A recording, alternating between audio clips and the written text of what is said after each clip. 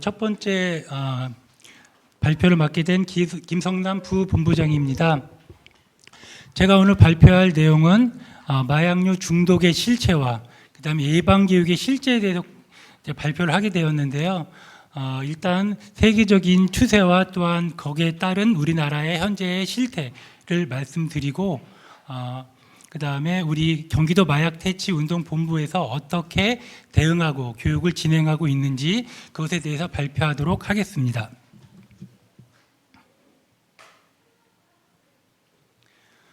네, 이 화면을 보시면은요, 저희가 이제 인터넷 활동을 많이 하고 계시잖아요.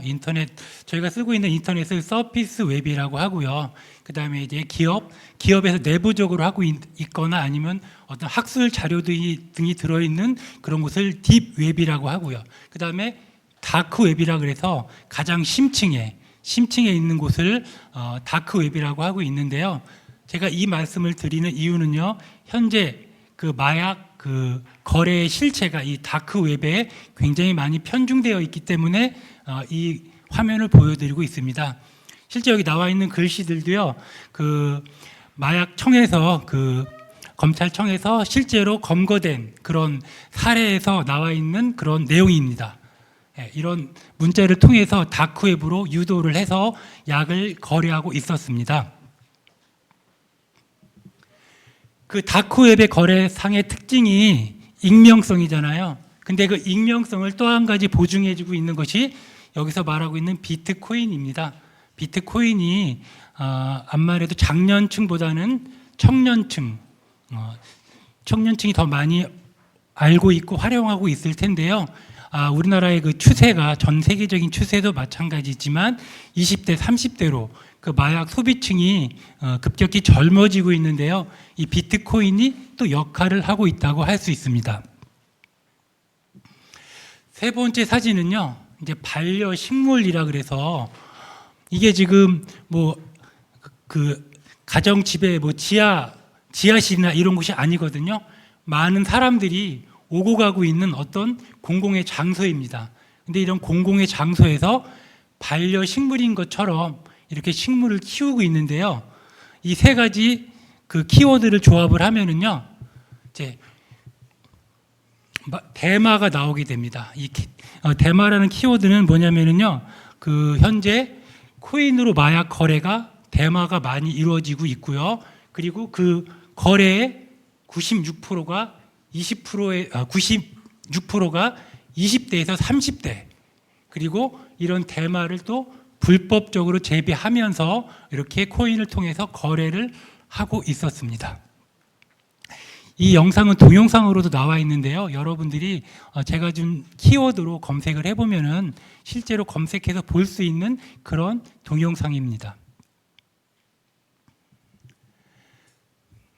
그래서 제가 이따 발표할 내용 중에도 들어있지만 국내 마약류 사범 연령 분포를 2021년도 대검찰청 그 발표 자료를 제가 요약한 건데요. 20대, 30대가 전체의 57%를 차지하고 있습니다. 그럼 우선 세계 마약류 동향을 먼저 보도록 하겠습니다.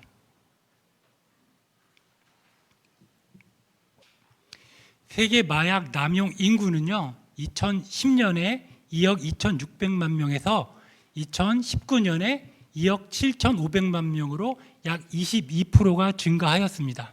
그 중에서 약물 중독이라고 할 수 있는 인원도요, 3,600만 명으로 추계를 하고 있습니다. 이 자료는 UN 마약 사이트에서 제가 검색한 자료로 보여드리고 있습니다. 아까 제가 다크웹이라고 말씀드렸는데요. 다크넷, 다크웹 같은 용어라고 생각하시면 됩니다. 그 다크넷을 통한 매수율 추이도 보면은요, 약간의 굴곡 과정은 있지만 우상향의 그래프를 그리고 있거든요. 이 얘기는 점점 다크넷을 통한 그 마약류 거래가 활성화되고 있다라고 볼 수 있고요. 그리고 특히 다크넷을 통한 그 어떤 판매 중에서는요, 거의 90%가 마약류라고 합니다. 그러니까 다크 웹을 통해서 어떤 정보를 주고받으면서 정보를 주고받을 수가 있을 텐데요. 어떤 거래가 되고 있는 금전적인 거래가 되고 있는 그 90%는 그 마약류라고 보시면 됩니다. 그러면 다크웹을 통해서 가장 많이 거래되고 있는 약물은 무엇일까요?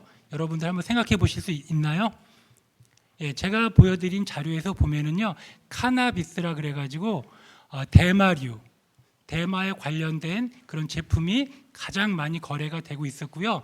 그 밖에 스티뮬런트라든지 그다음에 코카인이라든지 오피오이드, 그 마약류 진통제들도 그 다크웹을 통해서 거래가 되고 있었습니다.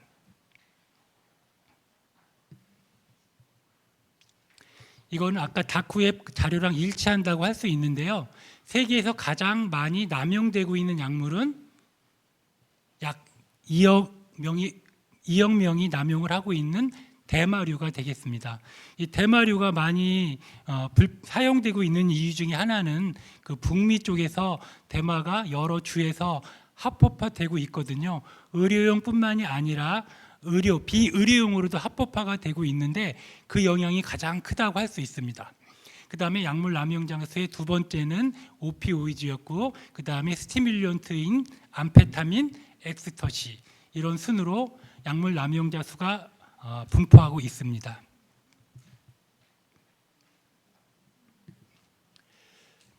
그래서 대마에 대한 인식, 아까 합법화랑 관련이 되어서 대마에 대한 인식이 많이 변화하고 있는데요. 이건 10대한테 청소년에게 물어본 질문인데요. 1995년과 2019년에 질문을 했을 때 그 대마가 위험하다라고 인식하는 게 1995년도에는 약 80%, 10명 중에 8명은 위험하다고 인식을 하고 있었는데요. 2019년에는 약 50%만이 위험하다고 인식을 하고 있었습니다. 근데 반면에 그 대마의 가장 중요한 성분, 환각을 일으키는 가장 중요한 성분은 여기 나와 있는 것처럼 THC입니다. 이 THC가 환각을 일으키는 가장 중요한 요소이고 부작용의 가장 큰 원인이라고 할 수 있는데요. 그 성분의 함량은 같은 기간 동안 1995년에서 2019년에 이르는 동안 약 4배 정도 증가하였습니다. 마찬가지 데이터인데요. 2019년에 약 80%에서 1995년에 약 80%에서 2019년에는 50% 미만까지 떨어지는 그래프를 볼 수가 있고요. 오른쪽 그래프에 보면은 그 캐나비스 그 THC의 함량이 약 4%에서 16%로 4배 이상 증가하고 있는 그런 그래프를 보여주고 있습니다. 그래서 연령별 대마 사용 비율인데요. 이게 캐나다의 데이터가 올라와 있어서 캐나다의 데이터를 보여드리도록 하겠습니다. 여기 뭐 오버올에 보면은요, 이거는 뭐냐면은요, 프레벌런스라 그래가지고 중독자라든지 상습적인 사용자를 말하는 게 아니고요. 최근 1년간 대마를 경험해 본 사람의 데이터인데요. 그렇지만 너무나 놀랍다고 할 수 있습니다. 오버올에 보면은요, 이것도 계속 증가하는 추세를 보여주고 있어요. 2018년부터 2020년까지 계속 증가하고 있는 그래프를 보여주는데, 특히 2020년 자료를 보면은요, 그 1년에 한 번이라도 경험해 본 사람의 인구가 여기서는 쿼터스라 그래요. 쿼터스 이상이라 그러거든요. 그 이야기는 25% 이상이라는 거예요. 그러니까 캐나다 전 국민의 25% 이상이 1년에 한 번 이상은 대마의 경험이 있다라는 얘기고요. 여기 뒤쪽으로 가면은 여성보다는 남성이 많다는 데이터도 있고요. 그다음에 뒷부분에 가면은 16세에서 19세가 약 23%. 그러니까 청소년이 이만큼의 그 경험이 있다라는 얘기고요. 20에서 24세는 50% 이상. 20에서 24세는 거의 뭐 2명 중에 1명은 그 경험해 본 경험 수치가 있다라는 얘기거든요. 그러니까 너무나 놀라운 수치라고 할 수 있죠. 저희가 생각하기에는요. 지금까지는 가장 오남용이 심한 약물이었다고 하면은 가장 폐해가 심한 약물은 여기 표에서 보는 것처럼 그 최근에 급격히 올라가고 있는 신세틱 오피오이드거든요. 이거는 펜타닐이라고 생각하시면 돼요. 그러니까 합성 마약인데요. 합성 마약이 최근에 급속도로 증가하고 있고, 여기서 보여주는 데이터는 약물 남용에 의한 사망률이에요. 사망률. 그런데 어떤 우울증 약이라든지 그 수면제라든지 그다음에 스티뮬런트라든지 그다음에 다른 합법적인 마약들, 메사돈이라든지 몰핀이라든지 그런 합법적인 다른 마약류에 비해서 지금 펜타닐에 의한 사망률이 급속도로 증가하고 있는 그런 모습을 보여주고 있습니다. 그래서 가장 폐해가 심한 약물은 마약성 진통제라고 할 수 있습니다. 이 데이터를 보면은요, 그 미국에서, 여긴 미국 데이터거든요. 미국에서 그 오피오이드에 의한 증가가 3번의 웨이브, 3웨이브즈를 보여주고 있다고 그러는데요. 1999년도에는 의료용 마약에 의한 그 사망률이 증가하게 됩니다. 그러니까 의료용 마약을 이제 합법적으로 사용하는 과정에서 오남용이 생기고 그 다음에 사망에 이르는 그런 사건이 1999년도에 많이 이루어졌다고 한다면은요, 2010년에는요, 2010년이거든요. 제가 화면이 잘 안 보이는데 2010년에는 그 헤로인에 의한 사망률이 증가하게 됩니다. 2010년도 화살표부터 보면은 쭉 오른쪽으로 올라가는 그래프가 보이실 거예요. 그게 헤로인이거든요. 헤로인은 사실은 합법적으로 처방되는 약은 아니에요. 근데 그 중독자가 많이 양성이 되면서 그 사람들이 이제 불법적인 약물을 찾게 되고, 그래서 헤로인에 의한 사망률이 우상향으로 올라가고 있는 그래프. 여기서는 파랑 색깔로 보여주는 그래프고요. 2013년부터 이제 새로운 보라색 플로우가 급격히 증가하고 있는 양상을 보여주고 있는데, 이때 사용되는 약물이 바로 펜타닐. 그리고 우리나라에서는요, 이 그래프에 보면은요, 오른쪽 펜타닐 쪽의 자료 중에 보면은 트라마돌 앤드 펜타닐로 돼 있거든요.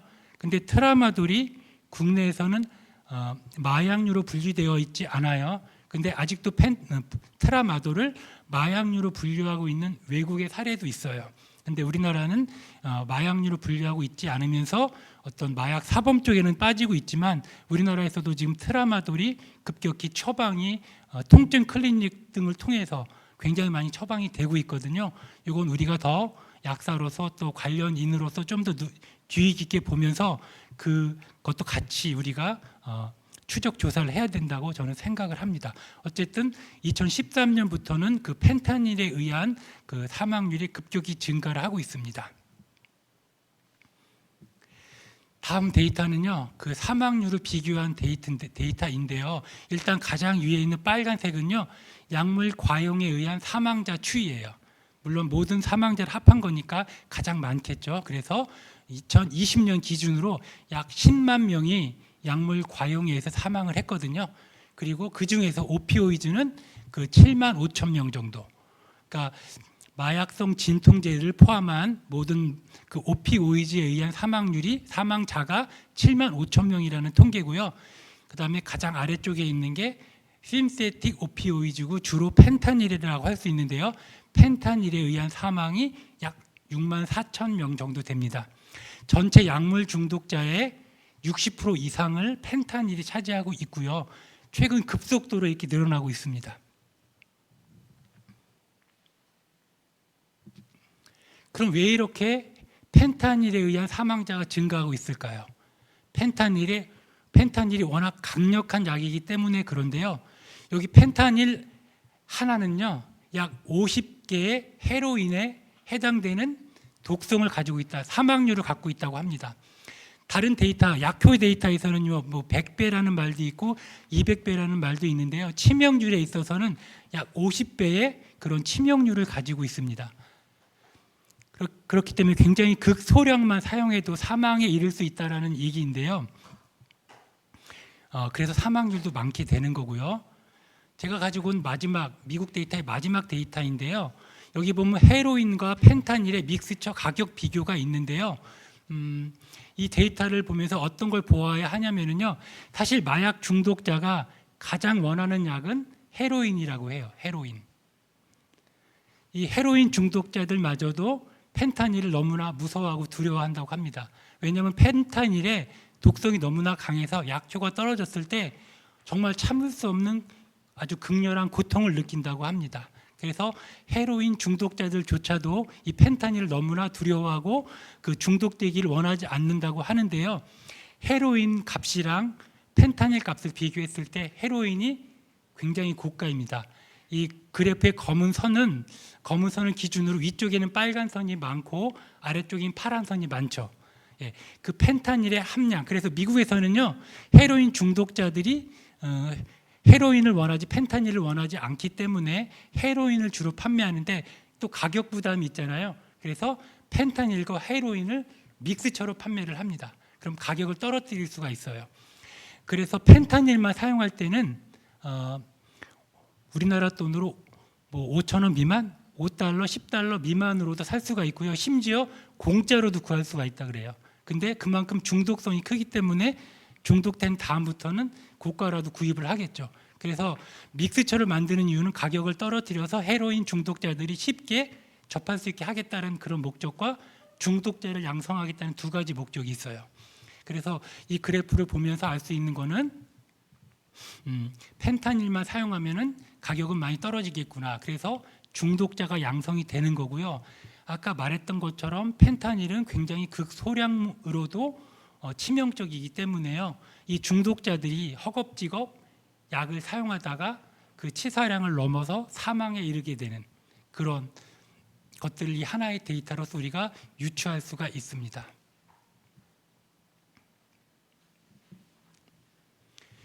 그 오피오이드의 비의료용 남용 추이인데요. 호주의 데이터인데요. 초기에는 코데인 같은 그런 어떤 진해제로 많이 사용되잖아요. 기침 가래약으로도 많이 사용되는데 그쪽이 코데인이 주 범죄에 속했다고 한다면은 점차 코데인의 분량이 떨어지면서 트라마돌, 그 다음에 몰핀, 그 다음에 펜타닐 그 퍼센티지가 점점 증가하고 있는 양상을 보여주고 있습니다. 오피오이드 남용에 의한 연령대별 사망률은 또 캐나다 데이터인데요. 캐나다 데이터에 보면은 20대와 30대에서도 그 오피오이드 남용에 의한 사망이 증가하고 있거든요. 이 사망률은 20대, 30대에서 가장 큰 사망률이라고 합니다. 뭐 교통사고라든지 모든 사망률을 다 포함했을 때에도 가장 높은 사망률을 보이는 게 이 마약류 중독에 의한 사망률이라고 합니다. 예, 지금까지 3개의 동향을 보았고요. 국내 마약류 동향을 살펴보도록 하겠습니다. 국내에는요, 2021년도 작년도에는 전년 대비 약 10.5% 감소를 하였지만 여전히 3년 연속 16,000명 이상으로 그 마약류 사범의 추이가 있었고요. 국내에는요, 외국과는 좀 다르게 그 향정 사범, 국내에서 가장 많이 오남용되고 있는 마약류는 필로폰, 히로뽕이라고는 필로폰이에요. 그래서 우리나라는 아직까지는 그 향정, 필로폰은 향정으로 구분이 되거든요. 그래서 향정류가 전체의 65.8%를 차지하고 있습니다. 그렇지만 가장 아래쪽에 있는 마약류, 대마류도 좀 약간 증가하는 양상을 보여주고 있고요. 그리고 그 가장 위쪽에 있는 보라 색깔은 마약이거든요. 진통제를 포함한 마약인데 그쪽도 증가하는 양상을 보여주고 있습니다. 그리고 또 하나의 추세는요, 지속적으로 외국인 마약류 사범이 해마다 점점 증가하고 있습니다. 외국인 마약류 사범 중에는요, 태국 건설 노동자가 가장 많고요. 그 다음에 중국인, 베트남인, 그 다음에 미국인을 통한 그 대마 반입도 점점 증가하고 있거든요. 여기선 그런 데이터를 볼 수가 있고요. 그리고 국내 마약류별 연령별 현황입니다. 아까 이제 잠깐 언급이 있었는데요. 국내에서 가장 많은 범위를 차지하고 있는 범주는 20대에서 30대입니다. 점점 젊은 사람들이 전체의 56.8%를 차지하고 있고요. 16세 이하도 약 450명, 전년 대비 43.8%가 증가했거든요. 이렇게 10대에서도 많이 증가하고 있다라는 데이터고요. 그리고 60대 이상에서 보면은요, 보통 마약 여러 범위 중에서 그 향정신성이 가장 높은 범위를 차지하고 있는데 60대 이상에서는 그 마약의 범주가 가장 높죠. 이 여기서 마약은요, 그 양귀비라고 생각하시면 될 것 같아요. 양귀비 밀경, 그러니까 양귀비 불법 재배가 사실 60대 이상에서 어르신들이 많이 그 재배를 하고 있으시거든요. 응급용으로 사용하시려고 뭐 판매용으로까지 재배한다고 생각되지는 않지만, 그 어르신들이 응급용으로 사용하려고 양귀비를 재배하다가 검거된 사례들이 많거든요. 여기서 보이는 60대에는 그런 사범들이라 생각하시면 됩니다. 그래서 이 시프트를 보면은요, 그 2017년, 2018년 이럴 때를 보면은요, 30대, 40대, 50대가 평균 가장 높은 곳을 차지하고 있다 보면은요, 2019년, 20년, 21년으로 갈수록 왼쪽으로 그 젊은 나이 쪽으로 이동하고 있는 경향을 뚜렷하게 볼 수가 있습니다. 국내 마약류 사범에서 여성 비율인데요. 여성 비율에서 보면은 마약이 제일 높아요. 아까 말했던 것처럼 여기 마약이 제일 높은 이유는 그 양귀비 불법 재배 때문이라 생각하시면 되고요. 그 마약 사범과 향정 사범은 감소하는 추세를 보여주고 있지만 대마 사범은 특히 여성에 있어서는 대마 사범이 증가하고 있다라는, 대마에 대한 경각심이 여성들한테 더 필요하다라고 생각할 수가 있습니다. 그리고 마약류 사범의 재범률인데요. 2021년도에 약 36.6%의 재범률을 보여주고 있거든요. 다른 어떤 범죄보다도 마약은 중독성이기 때문에 그 재범률이 높다라는 것. 이 얘기는 그 마약 사범들에 대한 사회 복귀 사업도 굉장히 중요하다는 그런 데이터라고 보시면 됩니다. 그래서 경기도 마약퇴치운동본부의 활동인데요. 제가 보여드린 그런 데이터를 바탕으로 저희들도 저희 활동 계획을 잡고 그런 활동을 해오고 있습니다. 가장 먼저 오남용 예방 홍보 활동을 하고 있는데요. 저희가 20대, 30대를 대상으로 온라인 홍보 활동을 하고 있습니다. 이 20대, 30대를 온라인 홍보를 하고 있는 이유는요, 그들에 대한 인식을 파악하는 문제도 있고요. 이 홍보 활동을 통해서 온라인 패널을 통한 그 인식 조사거든요. 이 인식 조사를 통해서 마약에 대한 20대, 30대의 어떤 경각심을 다시 환기시키는 의미도 있거든요. 그래서 저희가 20대, 30대를 대상으로 약 1000명을 대상으로 그런 온라인 홍보 활동을 해왔고요. 그 다음에 저희가 마약 퇴치 캠페인이라든지 지자체와 같이 활동을 통해서 홍보 캠페인, 예방 캠페인을 지속적으로 해오고 있습니다. 그리고 홈페이지를 통한 또는 SNS를 통한 그런 홍보 예방 활동들을 마찬가지로 진행해 오고 있고요. 그다음에 오늘 진행하는 것처럼 세계 마약 퇴치의 날 기념식 및 그 퇴치 심포지움을 저희가 진행하고 있습니다. 그리고 또 강사들의 역량 강화를 위해서 그 역량 강화 세미나를 진행을 하는데요. 뭐 다르크라든지 그다음에 단약자들과의 그런 대화를 통해서 그런 인식들, 강사들의 인식 제고를 하고 있고요. 전문가들과의 포럼을 통해서 저희가 그 강사 역량 강화 활동을 해오고 있습니다. 그리고 사실 2020년, 21년 계속 저희가 대면 강의도 있지만 비대면 강의가 횟수가 좀 굉장히 많았거든요. 그래서 그런 온라인 교육 콘텐츠를 유아용 1종을 포함해서 총 14종을 개발을 했습니다. 그래서 이 온라인 교육 콘텐츠를 통해서 비대면 교육도 함께 진행을 했습니다. 그래서 저희가 교육 자료인데 대면과 비대면 작년도에 교육을 한 횟수인데요.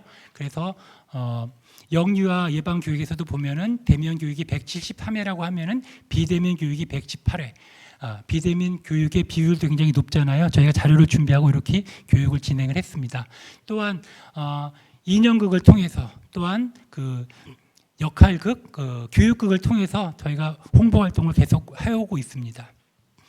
그리고 마약류 중독자 사회복귀 지원 사업인데요. 기소유예자. 저 기소유예자 중에도 보면 아까 제가 발표한 것처럼 외국인들이 굉장히 많아요. 한 20% 정도가 기소유예자 중에 20%가 외국인이었거든요. 근데 그 외국인에 대해서 얘기해 보니까 자기들도 이제 고향에 대한 향수 이런 것들에 굉장히 어려운 상황에서 마약에 대한 접근을 받게 되고 그 유혹에 빠지는 경우가 많았다고 합니다. 그래서 이분들에 대한 교육도 좀 많이 필요하리라는 생각을 하게 되었습니다. 조금 빨리 진행을 하겠습니다. 그리고 마금이 약국을 통해서 약국을 통해서 미인지 중독자에 대한 그런 예방 발굴 사업을 저희가 또 해오고 있었습니다. 그리고 초등학생에게 마약 중독에 대한 교육이 필요한가에 대한 생각을 하면서 저희가 자료를 준비를 했거든요.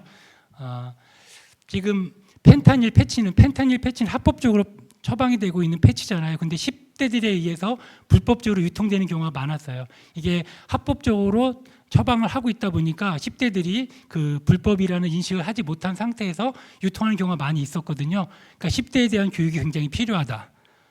그래서 준비를 하게 되었고 처방률도 점점 증가하고 있다는 내용이고요. 그리고 마약류 중독자를 인터뷰하다 보면은요, 이제 외국에는 마약이 합법화된 곳이 많잖아요. 그래서 그곳에 있다가 쉽게 유혹에 빠지고 호기심에 빠졌지만 결국 중독자가 된 사례가 많았다는 것. 그 다음에 비인지 피해자들이 마약은 피해자인 동시에 피의자가 되잖아요. 마약류를 사용했다 그러면 내가 인식하지 않았더라도 그 상대방이 나한테 강제적으로 사용하게 했다고 하더라도 피해자인 동시에 피의자가 되거든요. 이런 것들에 대한 저희가 예방 교육이 또 필요하겠다는 생각을 했습니다. 그래서 일단 초등학교 저학년에게는요 마약이 두뇌를 병들게 한다. 그 다음에 중독을 일으킨다라는 내용을 위주로 했고요. 그 다음에 초등학교 고학년으로 갔을 때는 뭐 식욕 억제제라든지 마약류 진통제라든지 합법적으로 처방되고 있는 마약류들도 있지만 이것들을 우리가 불법적으로 사용하게 되면 마찬가지로 처벌받을 수 있다라는 내용들을 초등학교에서 강의를 했고요. 그다음에 이제 중고등학교로 올라가면은 그 마약류의 종류에 대해서 또한 저희가 강의를 했고요. 저희가 예전에 준비한 자료에는 펜타닐이라는 어떤 마약성 진통제에 대한 자료는 좀 부족했거든요. 그래서 마약 중독과 도파민에 대한 강의, 좀 학술적인 내용이지만 중고등학생들한테는 이런 왜 중독에 빠지는지에 대한 강의와 합법적으로 처방되는 약들, 파스처럼 처방이 되니까 이게 마약인지 아닌지 모를 수도 있고, 그 다음에 합법적으로 처방이 됐기 때문에 이게 불법적으로 유통된다는 생각을 못할 수 있잖아요. 이런 내용들에 대해서 저희가 강의 자료를 마련을 해서 중고등 학생들에게 강의를 하고 있습니다. 그리고 여성과 남성이 그 마약에 대한 노출이라든지 아니면은 그 마약에 빠지게 되는 경로가 조금 다를 수가 있거든요. 그래서 여성과 남성에 대해서 좀 구분하는 방법, 그러니까 그 방법에 따라서 접근하는 방법을 좀 다르게 해야 된다는 그런 내용의 발표입니다. 그러니까 여성은 타인의 권유에 의해서, 그 다음에 미인지 상태에서 그 접근하게 되는 경우가 많게 되고요. 남성은 주로 호기심이라든지, 그 다음에 인지 상태에서도 그 빠지게 되는 경우가 있거든요. 이런 남녀의 차이에 따라서도 저희가 그 접근법이라든지 예방 교육에 대해서 좀 접근법을 다르게 해야 된다는 그런 내용이고요. 그다음에 이제 마지막 내용인데요. 필로폰 중독제 A씨 이야기인데요. 일단 필로폰은 갖고 있는 것 자체가 불법이잖아요. 갖고 있는 것 자체가 불법이기 때문에 이 사람 같은 경우에는 필로폰과는 다르게 합법적으로 처방받는 약을 통해서 감옥 갈 일이 없으리라 생각을 했어요. 그래서 이 사람이 빠지게 된 약은 펜터민이거든요. 그 식욕 억제제인 펜터민인데요. 물론 펜터민을 한 알, 두 알 사용해가지고는 필로폰을 대신할 수가 없어요. 근데 한 번에 10알, 20알씩 사용함으로써 그 필로폰 대신에 그 펜터민을 사용하게 됐는데요. 그래서 마찬가지로 이제 합법적으로 처방받은 약이지만 중독에 빠져서 헤어나올 수 없는 상황인 거거든요. 그래서 합법적으로 처방되는 약이라고 할지라도 이렇게 남용에 의해서 그 다음에 그 폐에 빠질 수가 있다는 것 저희가 알고 대처를 해서 예방과 교육 진행을 해야 된다고 생각을 합니다. 예, 마약에 관한 거는 저희가 계속 예방과 홍보 활동을 해오고 있지만 눈에 보이는 결과들은 없을 수도 있어요. 안 보이고 손에 잡히지 않을 수도 있지만 터벅터벅 걷는 그 소의 걸음이라고 할지라도 천리를 갈 수 있다는 그런 생각으로 저희가 항상 그 다음에 언제라도 그 다음에 필요한 곳이라면 어디라도 가서 예방과 교육과 홍보 활동을 지속적으로 한다면 사회가 점점 밝아지리라는 그런 확신을 가지고 저희 모두 이 마약 퇴치 사업에 동참하여야 한다고 생각을 합니다. 이상으로 제 발표를 모두 마치도록 하겠습니다.